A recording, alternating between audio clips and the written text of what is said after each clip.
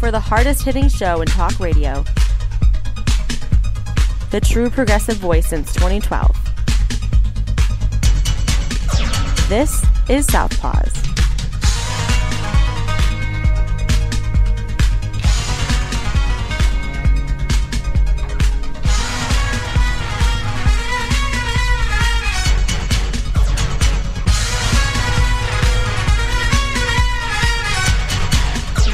And welcome to Southpaws on the Pacifica Radio Network. We are the leaders of the revolution. My name is Darren Gibson, and I am your host today. We have some updates regarding several stories. An update on the plot to kidnap and murder Michigan Governor Gretchen Whitmer. 3 defendants have been sentenced to prison. We'll give you the details on that. Another Oath Keeper's going to prison for his participation in January 6th. We have a double hammer time segment, and we have some science news. We haven't done any science news in a long time on this show.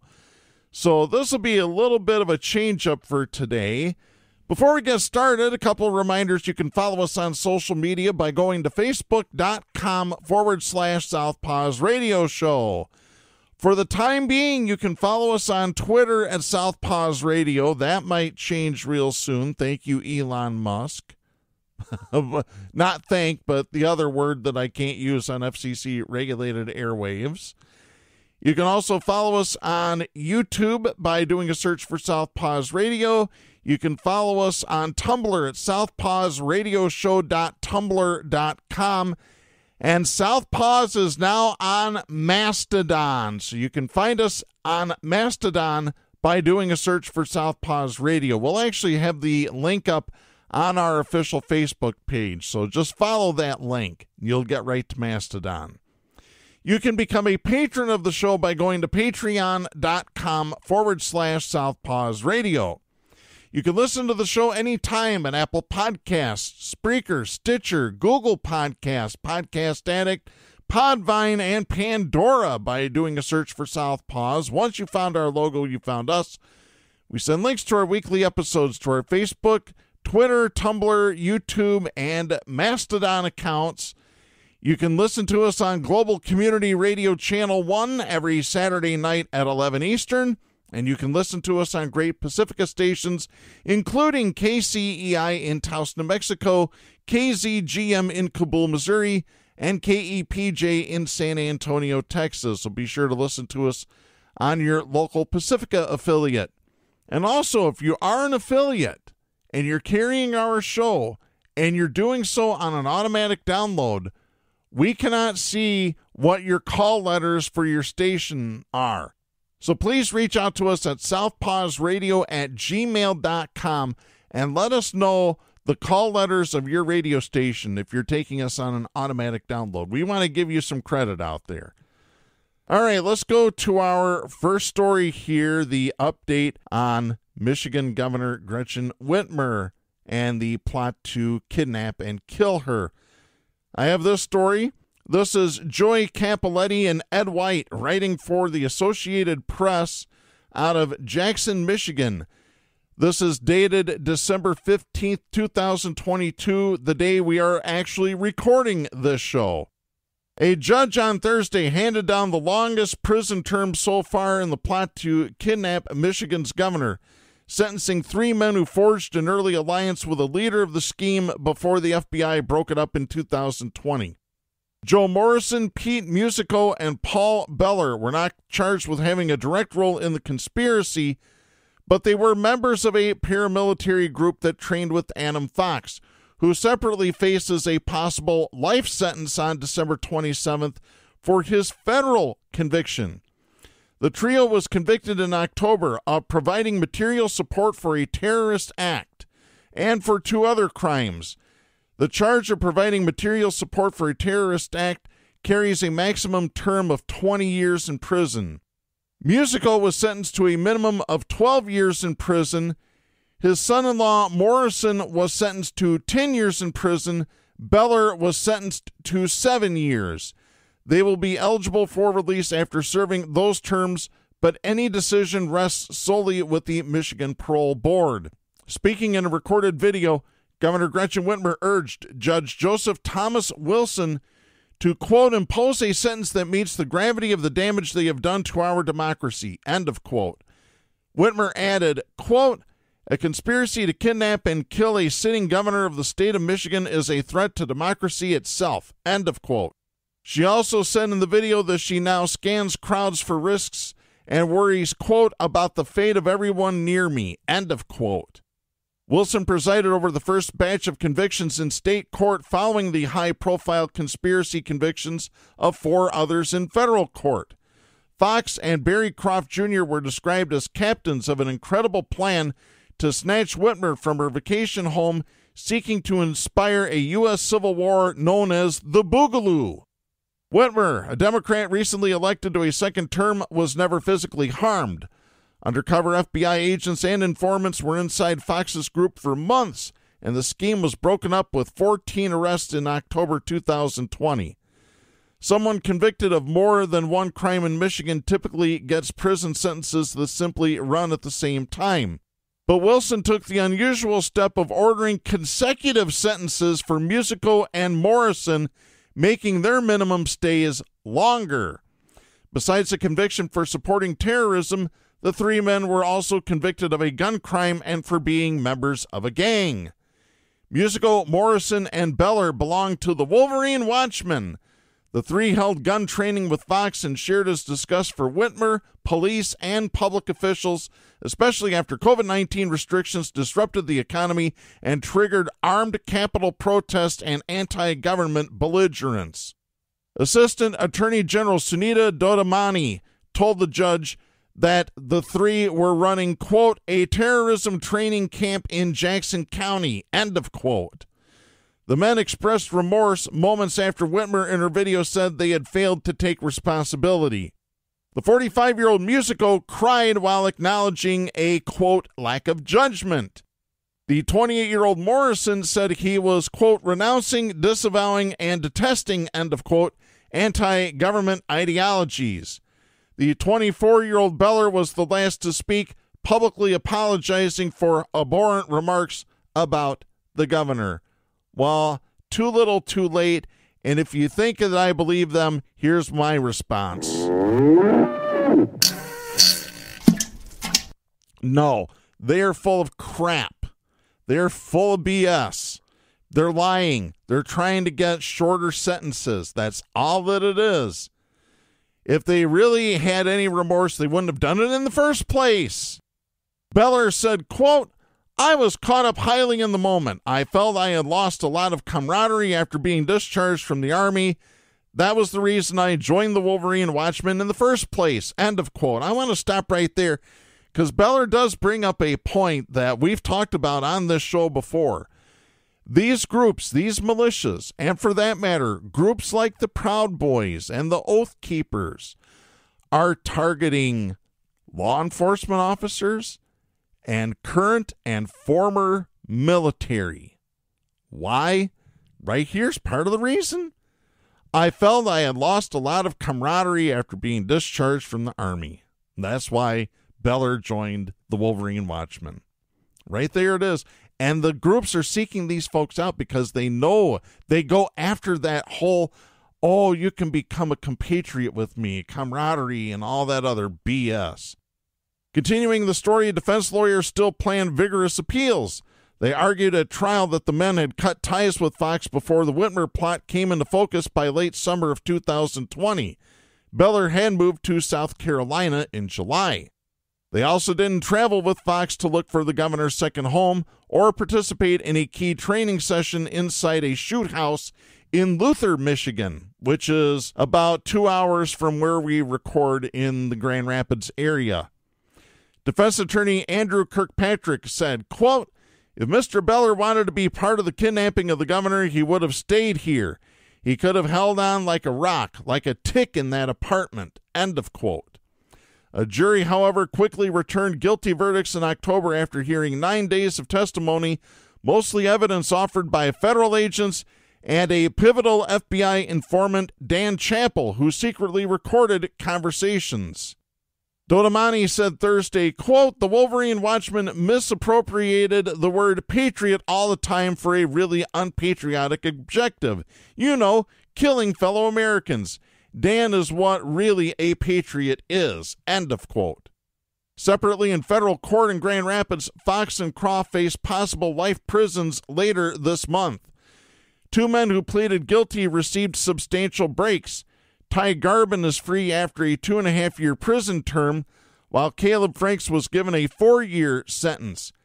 Brandon Caserta and Daniel Harris were acquitted by a federal jury. When the plot was foiled, Governor Whitmer blamed Donald Trump, saying he had given, quote, "comfort to those who spread fear and hatred and division," end of quote.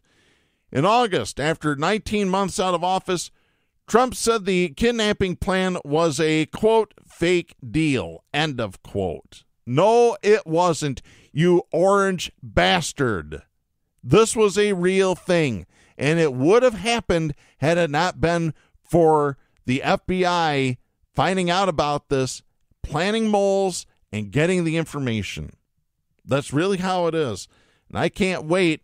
A couple more weeks, we're going to get to find out what Adam Fox and Barry Croft Jr. are going to get. If it was me, I tell you what, and I've said this before and I'll say it again, if I was the judge in any of these cases, they'd be facing the death penalty and they'd be sitting in a cell next to Marvin Gabriel in Terre Haute, Indiana. Guaranteed. Sorry, that's treason.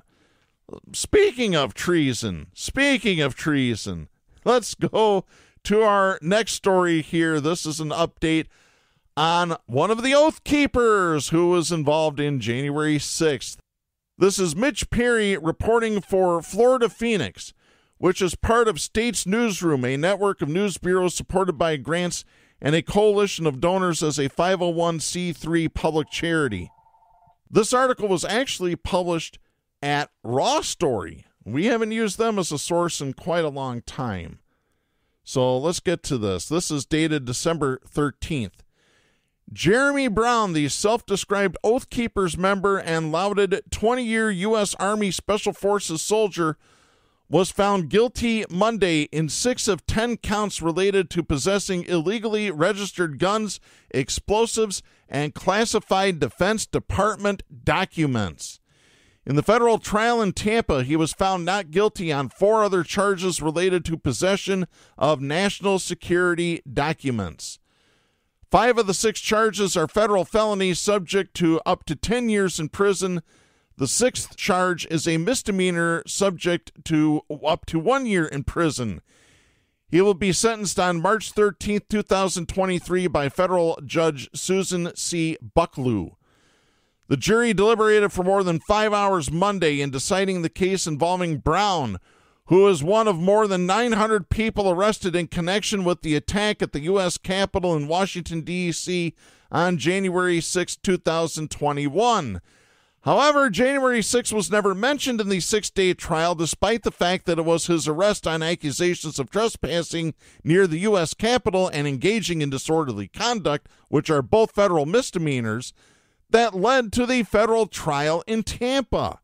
That Tampa trial was focused mostly on federal felony charges resulting from federal agents searching Brown's home and RV.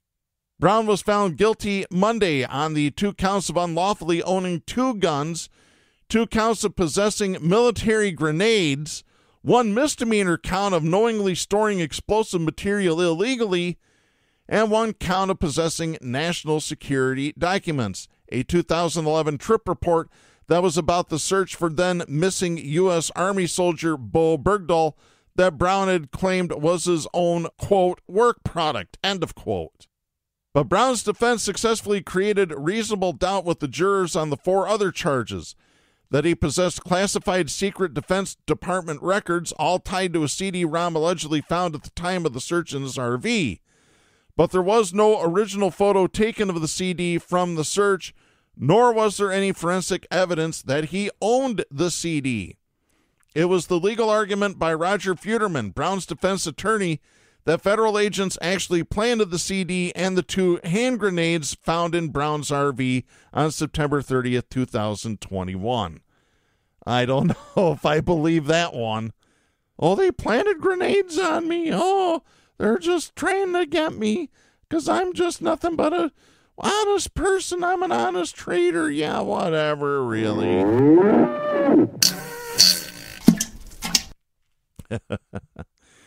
Feuderman had argued that there was no reason why Brown would have endangered his girlfriend, his dogs, and himself with keeping live grenades in his RV. He told the jury that, quote, I couldn't tell you who put them there, end of quote, but added that they weren't from Brown. There was also compelling evidence from forensic agents about the lack of DNA and fingerprints on the grenades, but the government argued on Monday that, in fact, a Hillsborough County Sheriff's Office narcotics detective testified that he found the grenades in a chest rig in the bedroom of Brown's RV, a type of military vest used to carry firearm magazines and other items. The 48-year-old Brown was a decorated U.S. Army veteran who earned 2 Bronze Stars during his 20-year military career that spanned from 1992 to 2012.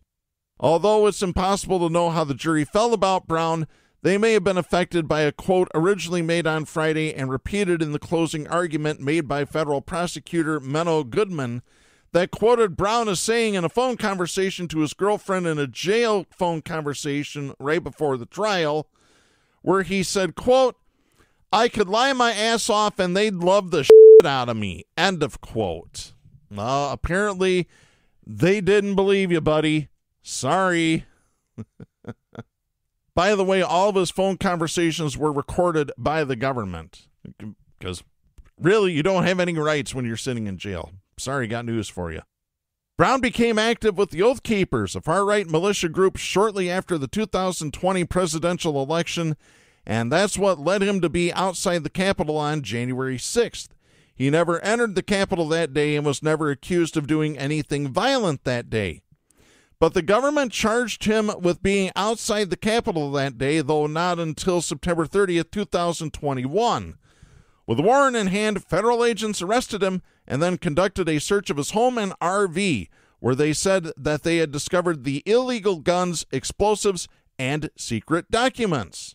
Brown has been detained in the Pinellas County Jail ever since then because a federal judge said at his initial bond hearing that he, quote, poses a danger to law enforcement officials, end of quote, and that, quote, no condition or combination of conditions of release will reasonably assure the safety of any other person and the community, end of quote. Flynn was particularly troubled by a sign that Brown posted on the front door of his home that was directed to federal and local law enforcement officials that said that they better bring a bigger tactical package, referring to weapons. A Republican, he briefly filed as a congressional candidate in Hillsborough County in 2020 to run against Democrat Kathy Castor. He ended up running from jail as a GOP candidate in House District 62 last month, losing to Democrat Michelle Rayner. So he's a loser again. Every day at the trial, a hardcore group of between a dozen to 20 supporters crammed into the small courtroom to show support for Brown over the past week. Brown will now return to the Pinellas County Jail, where he's been every day for more than 14 months. Yep. That's a good place for him. That's a really good place for him. Oh, yeah. That's what needs to happen. Bye-bye, Jeremy. Bye-bye. Jeremy spoke in class today. Yeah, I don't think so. Oh, bye-bye to another evil, violent, conservative traitor. Because that's all that they are. They are traitors. I want to get to our next several stories here. They're going to be focused on Michigan, right around the Grand Rapids and Kent County area. I want to get to this first one. This is Brian McVicker, writing for MLive.com, which is also the owner of the Grand Rapids Press, or as we call it around here, the Grand Rapids Mess. This was dated December 12th. Employees at the Lake Michigan Credit Union South Division Avenue branch in Wyoming say they are unionizing and that they're doing so because they feel underappreciated and undercompensated. And we're going to support them right here on this show because we support unions on this show. And as a matter of fact, if you call yourself a progressive and you don't support unions, let me give you a hint. You're not an actual progressive. The newly formed Lake Michigan Credit Union Workers Alliance, in a letter to the credit union's president and CEO, Sandy Jelinski, said, quote, as one of the busiest branches by customer transactions where multiple different languages are spoken by customers on a daily basis, we feel underappreciated and undercompensated for our contribution to making the South Division branch successful. End of quote. The letter, which was released to the media and is signed by 11 employees, said a majority of the employees at the branch, located at 3870 South Division Avenue, chose to form the alliance. Describing its reasons for forming the union, the alliance's letter said workers with bilingual skills at the branch are not being compensated for additional tasks. For example, workers are often pulled from the teller line to assist in the call center or other departments with credit union members who require assistance in Spanish or another language. That's according to the letter that was sent to the credit union's president and CEO. The letter also said that, in addition, many longtime employees have not received commensurate raises and are being paid the same as a new employee. The letter said in part, quote, we feel that we have given upper management plenty of time and opportunities to address our concerns, and despite our branch management's best efforts, they have not been addressed. Forming a union empowers us to have the collective voice that we deserve to ensure that our members and our staff continue having the excellent relationship that we have established over the years. End of quote. The unionization effort was announced Monday by the Committee for Better Banks, a pro-union advocacy group. The committee said the Lake Michigan Credit Union Workers Alliance is seeking to form a union with the Communication Workers of America. That's a good union to join, folks, let me tell you. The letter says the Lake Michigan Credit Union Workers Alliance has filed a petition with the National Labor Relations Board to conduct a union election. However, the alliance says it will withdraw its petition if Jelinski, the credit union's president and CEO, agrees to voluntarily recognize the union by Friday, December 16th. Don't hold your breath for that one, and I'll tell you why in a minute. A statement from the credit union said it, quote, prides itself in providing excellent employment opportunities with competitive wages and benefits and a welcoming work environment. LMCU is aware that an outside union is attempting to organize some of our employees at one branch location. The union election petition does not apply to any of our other branch locations. LMCU prides itself in providing excellent employment opportunities with competitive wages and benefits and a welcoming work environment. Right here's the kicker. In our opinion, outside unions have their own agenda, are divisive, and are unnecessary for us to maintain our high employment standards and customer service. End of quote. That is more reason why you need a union. Unbelievable. The credit union was founded in 1933. They have 68 branches in Michigan and Florida, about 1,500 employees. Workers said they're forming the union because they want to continue building the great team at the South Division branch rather than seeking a higher paying job elsewhere. Ivan Diaz, head organizer and credit union loan officer at the credit union, said in a press release, quote, LMCU workers deserve compensation that is in line with the demanding work we do for our members. We can't continue to provide our essential services at the level we do if we're not being paid fair wages. Since joining the CBB, we've been energized by the momentum of other credit union and bank workers who are organizing. It's time we have a real seat at the table and opportunity to negotiate for better compensation without fear of retaliation. End of quote. In November, Diaz won a seat as a Democrat on the Kent County Board of Commissioners. His district encompasses the northern portion of Wyoming as well as adjacent Grand Rapids neighborhoods along Cesar Chavez Avenue and east of US 131, including Roosevelt Park, Black Hills, and Burton Heights. So this is good. I'm enjoying this. So I'm going to speak right now to our listeners in the Grand Rapids, West Michigan area. Stop into that branch. Even if you have to drive out of your way, if you're a member of Lake Michigan Credit Union, I don't care if you live on the west side of Grand Rapids, take the extra necessary steps to get to the South Division branch and do business there.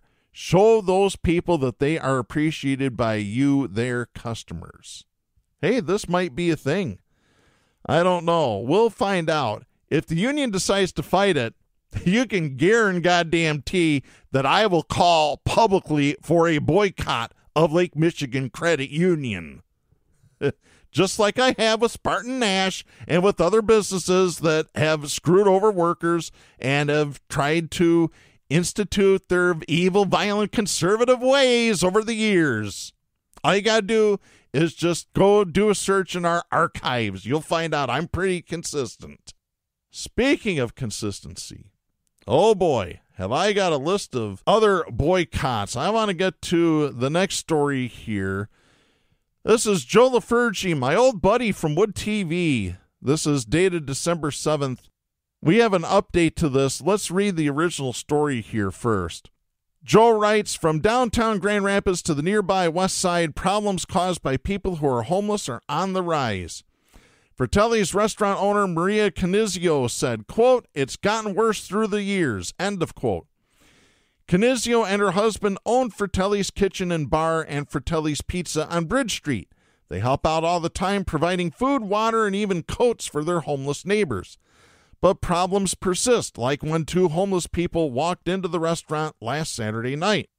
Canizio said, quote, you could just smell. It was embarrassing. There were some patrons sitting down eating, and I kind of just shrugged my shoulders. It makes them feel uncomfortable, end of quote. Grand Rapids Chamber of Commerce officials say that's not the worst of it. Josh Lunger, the Chamber's vice president for government affairs, said, quote, you see things like public defecation, harassment, assault, and other issues like that on a too often basis, end of quote. So instead of trying to help these people, what did the Grand Rapids Chamber of Commerce do? They sent a letter to the Grand Rapids City Commission, a list of steps that they want the city to take to get a better handle on the quote-unquote problem of the homeless. That's how they feel about homeless people, folks. They're not people that need help. They are a problem because the chamber protects rich people. They protect the power establishment in Grand Rapids. Among those steps, creating ordinances prohibiting sitting or lying in public spaces if shelter space is available, regulating aggressive solicitation and intimidation by panhandlers, and creating a zone where solicitation is allowed in the city. So they're trying to zone panhandling. Yeah, agriculture, business, residential, panhandling.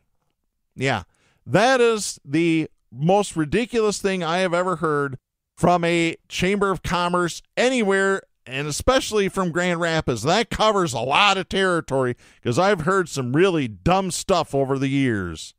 Lunger said, quote, our letter was requesting that we get to the outcomes, and we suggested some ways we thought could do it based on what we've seen elsewhere. But we know that was never going to be the only solution, end of quote. He added the ideas are also a way to get City Hall talking about solutions beyond enforcement. He added, quote, is there more we could be doing holistically to get folks the services that are there? And if there are gaps in the systems, how do we identify that and get that expedited so that we can start to get better outcomes? End of quote. The letter to the commission was signed by a number of businesses and organizations, including Mel Trotter Ministries President and CEO Dennis Van Kampen. Van Kampen said, quote, this is an issue of safety, not a nuisance issue. The letters around these ordinances hopefully will serve to not only bring up those discussions, but will actually serve to inspire the community to come up with solutions that are fair and equitable for everyone. End of quote. No, Dennis, I got bad news for you. You are wrong. Wrong. Mayor Rosalind Bliss, or as I call her, Mayor Piss, yes, I still hate her guts, Told News 8 the city will take a closer look at the recommendations and have a discussion on the issue at next week's Public Safety Committee session, which they have had, and we will discuss that in just a little bit. But some commissioners are less than enthusiastic, saying the chamber's proposals aren't addressing the root causes of the problem. Second Ward City Commissioner Melinda Yasasi said this, quote, "We may not want to criminalize homelessness. I believe that you do not want to criminalize homelessness, but we will," end of quote. She said that addressing the chamber's suggestions during Tuesday night's commission meeting.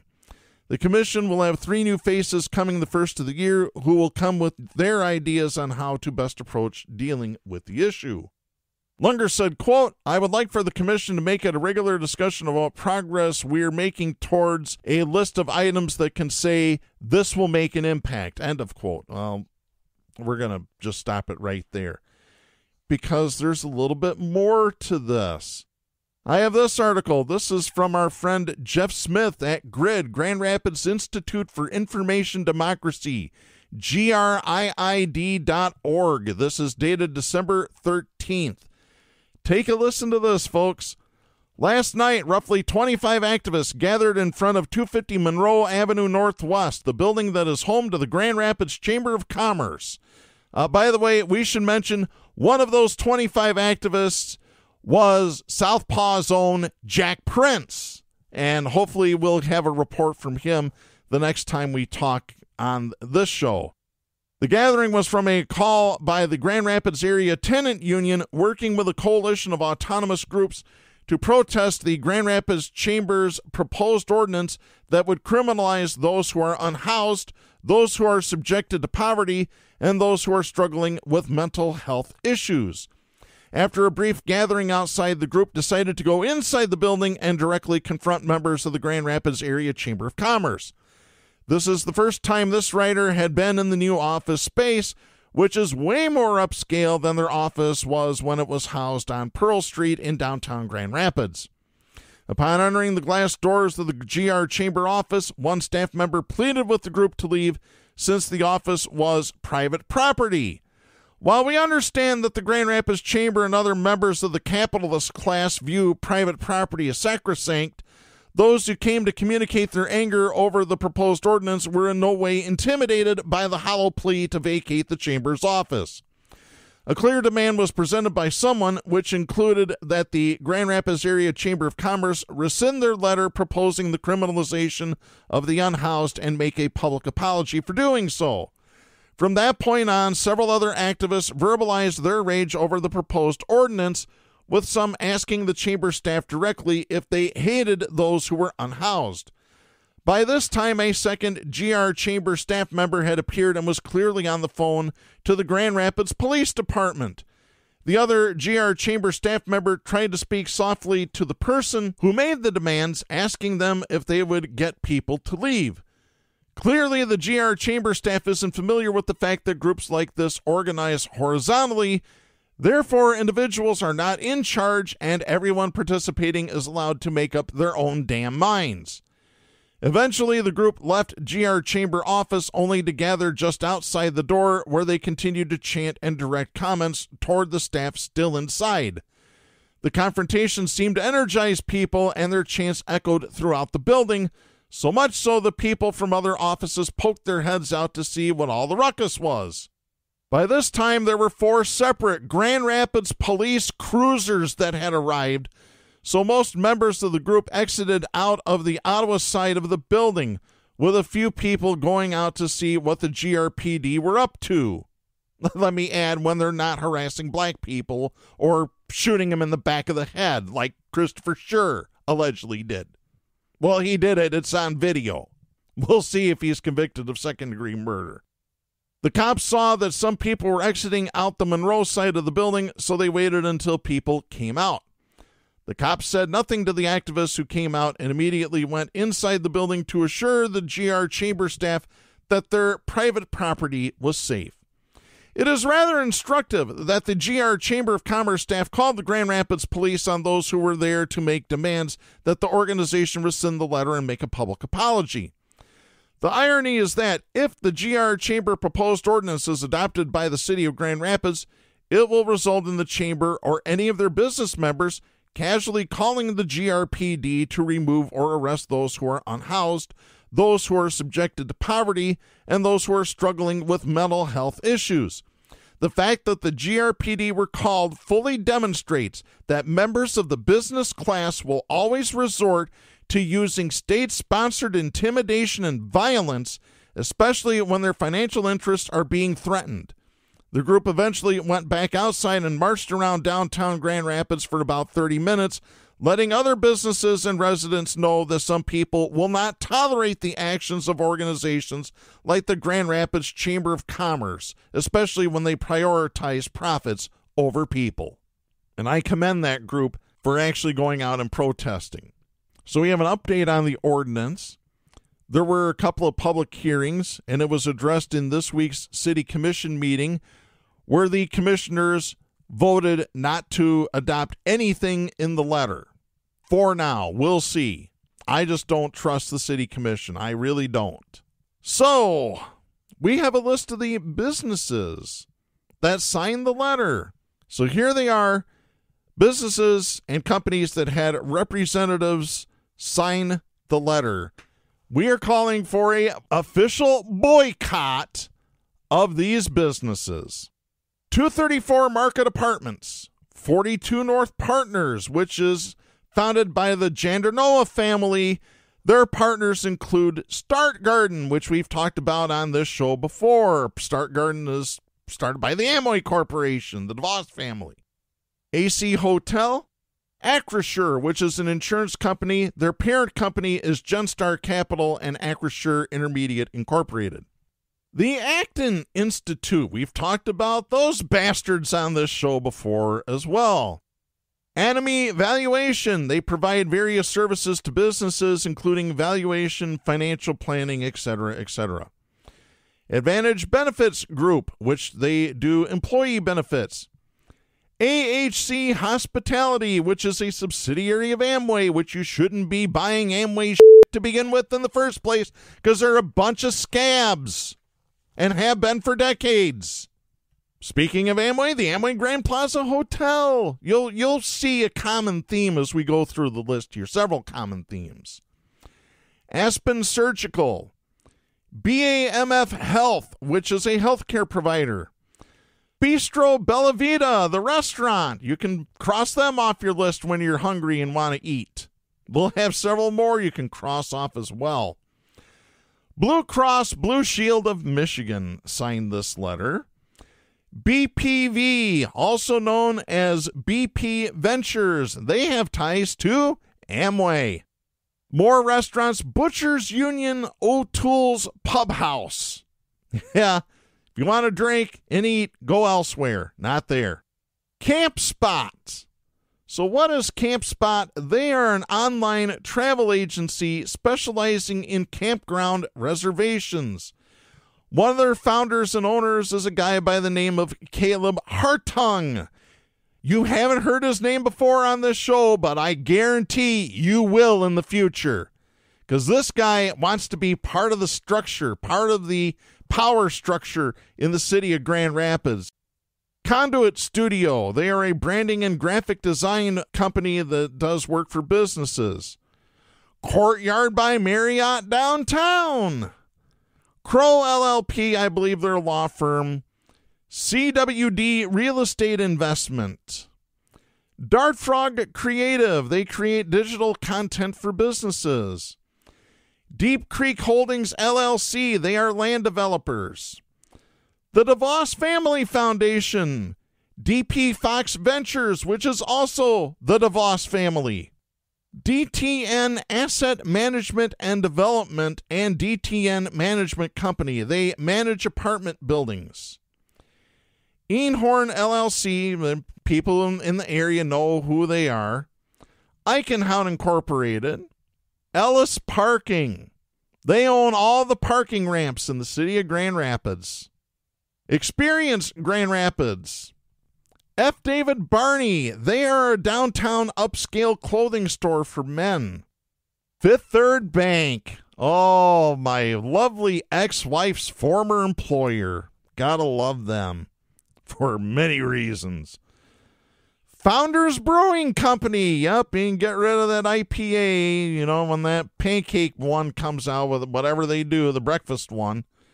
You just skip by them, find better brewers, because there's a ton of them around here. Ghaffari Associates, they are an engineering and construction firm. The Grand Rapids Chamber of Commerce, which we've talked about. The Grand Rapids Griffins and West Michigan Volleyball. Yes, they just announced professional women's volleyball is having a franchise in Grand Rapids. They're owned by the DeVos family, so screw them. Guiding Light Mission, so find somewhere else to donate your money to. HNI Risk Advisors, they provide insurance and employee benefits. Holiday Inn Grand Rapids Downtown. Homewood Suites Grand Rapids Downtown. Homewood Suites and Waters Building LLC, they're a hotel and office building, which we just mentioned. Hospitality Specialists. The House of Wine. Howard Law Group. Hyatt Place. Impact Credit Partners. Interface Interiors. Isle Construction.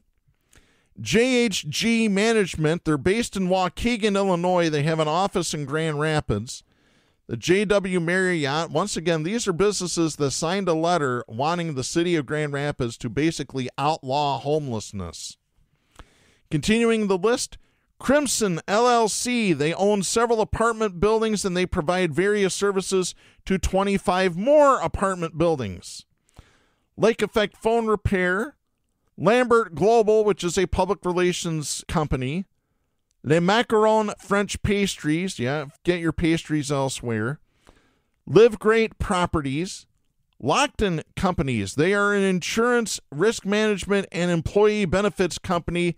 Their headquarters is in Kansas City. MAV Lending Services, Inc. Guess who owns them or is involved with them? Caleb Hartung. Once again, you'll find that name popping up a little more further down the list. Meritage Hospitality. They are the Wendy's franchisee in West Michigan. They own all the Wendy's restaurants. They also own all the Stan's Tacos locations in Grand Rapids. And they just became the franchisee for the Taco John's chain. They're going to build Taco John's across the West Michigan area. New Holland Brewing. Well, another brewer you can kiss off. Northgate Partners LLC. Once again, Caleb Hartung involved with that company. They are an investment and development company. Northgate Resorts, once again, Caleb Hartung also involved in that business. They're a real estate development firm. Ottawa Avenue Private Capital, they are a private equity firm backed by the DeVos family. They are an affiliate of RDV. Plaza Towers and Plaza Towers Apartments. Pure Real Estate Management, they're a property management firm. RDV, which is the private equity investment firm, which is part of the DeVos family. Restaurant Partners. Now, they own a whole bunch of different restaurants. You'll know the names. They own the Beltline Bar, Bagel Beanery, the Red Geranium, the Grand Coney, the Omelet Shop, Noble Restaurant, Rockwell Republic, Pete's Grill and Tavern, the Sundance Bar and Grill, Apache Trout Grill, Boone's Primetime Pub, and the original Flapjack Shack. So avoid Restaurant Partners. While you're at it, you can avoid Gilmore, I believe, also signed this. So we'll get to them in just a minute here. Rockford Construction, Seaforth PR, Ginny Seaforth, my old friend. Smith, Howie, Rice, and Rogie. Sunny Boba Tea. Go get your boba tea elsewhere in town. Strategic Wealth Advisors. They're a wealth management firm. Tannery Row Ale House. Once again, get your drinks elsewhere. The Gilmore Collection. They own a whole bunch of restaurants around West Michigan, Grand Rapids, and Kalamazoo. Especially, they own the Bob, Nick Finks, and Comstock Park, etc., etc., etc. The intersection. We'll circle back to the intersection in just a minute here because I got into a little bit of an argument with somebody about this. The Lofts Apartments, Trellis, which is a Herman Miller furniture dealer, Trillium Investments, they're a property management firm out of Boston, TXH Fund 1 LLC. I couldn't find much information about them at all. Van Eerden Food Service, Via Design, they're an interior design and architecture business. Vivid IV Health. I had no idea we had one of these in town. Listen to this, folks. This is what they do. You walk into one of their spas, and they stick an IV in your arm, and they provide you vitamins and nutrients via IV drop. That's how upscale Grand Rapids has become. Holy crap. The law firm Warner Norcross and Judd, WDG Construction, West Michigan Community Bank, West Michigan Key Bank, Wheeler Development Group, they're a real estate developer, White Pine Digital, WindQuest, and Woodrose Duckpin Bowling, which is owned by Johnny Brand Jr. of Brand Steakhouse fame, which just gives you another reason to avoid Brand Steakhouse as well. Now, back to the intersection. One of the signers apparently signed on behalf of the intersection. She's some sort of relation to the family that owns the intersection. And somebody who works for the intersection said, well, she's not involved with the intersection. She's not on the payroll. Well, that doesn't matter because somebody in the family owns the intersection. And this person kept trying to avoid the topic and the question and trying to get the intersection out of being a signatory on this letter. I don't like it when people give me the runaround, when people lie to me, when people bullshit me. Because I tell you what, I will find out everything that I want to one way or another. Here's your warning, West Michigan businesses. Who trained me at Grand Valley State University? I got trained by 3 of the best investigative journalists Grand Rapids has ever seen. They are the late Jim Rixey, Cynthia Kay, and Wood TV's own Henry Erb. And you can add me to the list of if you see me coming down the street with a microphone in my hand and you're one of the power structure in Grand Rapids, you better run. Because I probably have bad news for you. I am so sick of these rich people controlling everything. Sick of it. Tired of it. Well, I tell you what, folks, let's get to our next segment. Stop! Hammer time! Oh, yeah, it's hammer time. It is time to drop the hammer on the douchebag of the week. We've got 2 winners for you this week, so anytime that we have 2 winners, Wade Garrett's got to chime in. The double douche. Who is that guy? Gentlemen, Wade Garrett. Holy shit. Exactly right. And Wade Garrett serves up on a platter this week. Winner number 1, Shane Trejo, who is the Republican Congressional District Chair for Michigan's 11th District. I have this story. This is Ron French writing for Bridge, Michigan. This is dated December 8th. A Michigan Republican Congressional District Chair suggested on social media that a public library embroiled in a controversy over LGBTQ-themed books should be shut down by force. The Ottawa County Sheriff's Office confirmed to Bridge, Michigan on Thursday that the office is investigating an allegation that the Patmos Library in Jamestown Township was threatened last week by Republican 11th Congressional District Chair Shane Trejo on Facebook. The Train Depot-themed library has received national attention since residents twice this year voted to defund the public library in a fight over graphic novels that some opponents liken to pornography or grooming children to be sexually assaulted. Library officials have declined to remove the books, but did move one of the books behind the counter. By rejecting the millage request, residents took away about 84% of the library's $245,000 annual budget. Fundraising campaigns and a recent $100,000 donation by an Ottawa County family have given the library enough funds to stay open through early 2025. Trejo, who lives more than 100 miles away from the Patmos Library on the east side of the state, wrote on Facebook that it is, quote, time to shut down the library by force and then perhaps charge the people writing these checks as accessories for child abuse, end of quote. The comments were made from a Facebook account under the name Sean Trujillo, also Shane. The account identifies the owner as chairman at Michigan's 11th Congressional District Republican Committee. Marcia Frobish, a board member at the library, told Bridge she filed a report with the sheriff's office Thursday saying the remarks raised concerns for the safety of library employees and that officials wanted to document the online statement, quote, in case something happened, end of quote. An officer at the sheriff's department confirmed a report that had been filed and that the allegation was being investigated. Despite controversy over the books, the online suggestion to take over the library by force is the first perceived threat the library or its staff has received, according to Frobish. She added that the library recently purchased a security system in response to the year-long debate, which will be installed soon.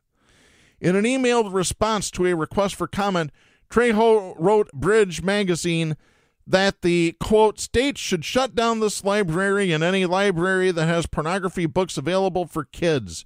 It should not be allowed to exist on private funding or crowdsourced funding of any kind, end of quote. The books under criticism by some community members are award-winning graphic novels that have LGBTQ themes. One of them, Genderqueer, a memoir, includes drawings of sex acts, while the other depicts same-sex relationships among teens. Trejo wrote Bridge that his Facebook comment recommending the library be shut down by force meant, quote, this must be shut down through the force of law immediately, end of quote. In other words, he wants the government to violate the First Amendment and shut down this library. This is what these evil, violent, conservative traitors do every single day. Trejo asked Bridge, Michigan to refer to him as executive director of the Grand New Party PAC, although he is also the 11th Congressional District Republican chairperson. Trejo recently described the Grand New Party PAC as a fundraising vehicle for America First candidates, so they are not as dependent on established fundraising sources. Michigan Republican Party spokesperson Gustavo Portela told Bridge Thursday that the state party, quote, will not be commenting, end of quote, regarding Trejo's comments. According to a 2021 Daily Beast article, Trejo once hosted a podcast with a member of the white supremacist identity group Europa. Trejo also praised white supremacists at the Unite the Right rally in Charlottesville in 2017 as, quote, civil rights heroes, end of quote. Yeah, he's a bastard. This Trejo is. And the other bastard is winner number 2 this week. Once again, Elon Musk for shutting down the account of the kid that followed Musk's jet around, saying, oh, it's a violation of my public safety. Then turns around and publishes the license plate of somebody that he claims was stalking him and his child. Whatever. Cry me a river, you rich prick. Un-fucking believable. So to Shane Trejo and Elon Musk, we have this message for you. Don't be a douchebag. Yeah, you got that right. I tell you what, Shane Trejo needs to be sitting in jail right now for making terroristic threats. How does that sound, buddy? All right, let's go ahead to our final story. This is something that we've been waiting for a long time. We might as well just go ahead. I've got music for this. What are we going to talk about? Science. Oh, yeah, we're going to talk about science right here on Southpaws. This is Jeff Tollefson and Elizabeth Gibney writing for the publication Nature. This is dated December 13th. This is fantastic news, folks. Scientists at the world's largest nuclear fusion facility have for the first time achieved the phenomenon known as ignition, creating a nuclear reaction that generates more energy than it consumes.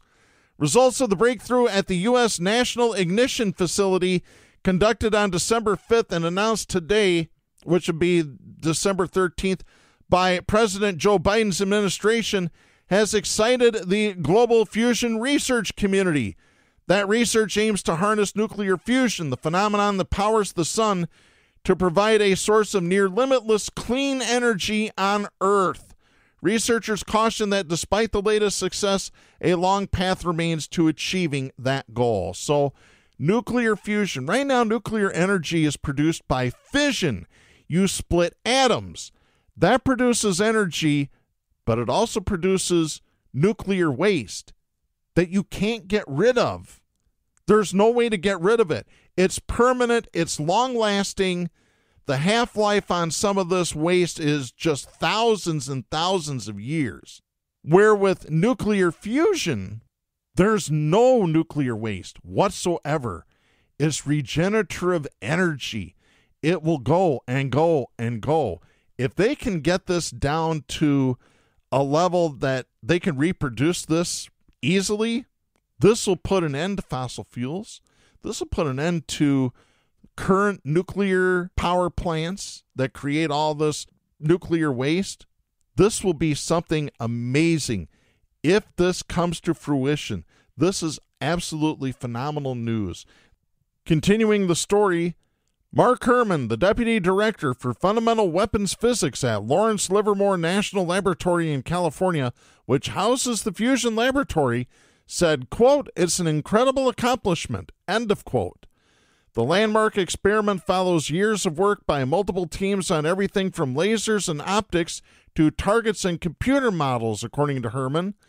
He added, quote, "That is, of course, what we are celebrating," end of quote.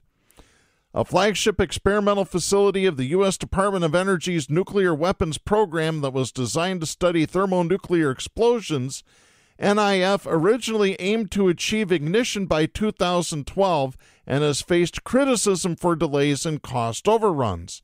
In August 2021, NIF scientists announced that they had used their high-powered laser device to achieve a record reaction that crossed a critical threshold on the path to ignition. But efforts to replicate that experiment or shot in the following months fell short. Ultimately, scientists scrapped efforts to replicate that shot and rethink the experimental design, an effort that paid off last week. Michael Campbell, former director of the Fusion Laboratory at the University of Rochester in New York and an early proponent of NIF while at Lawrence Livermore Lab, said, quote, "There were a lot of people who didn't think it was possible, but I and others who kept the faith feel somewhat vindicated. I'm having a Cosmo to celebrate," end of quote. And I don't think he means the Cosmo in space. I think he means the Cosmopolitan. Well, I tell you what, he should get a drink. As a matter of fact, all the scientists should be able to raise their glass and toast this achievement. I never thought that I would see nuclear fusion energy in my lifetime, and it might just actually happen. Speaking of time, we're out of time for this week. We'll be back next week. I'm Darren Gibson.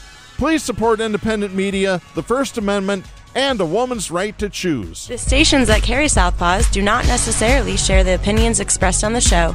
Southpaws is protected by the First Amendment to the U.S. Constitution and is copyrighted by Big D Entertainment. All rights reserved.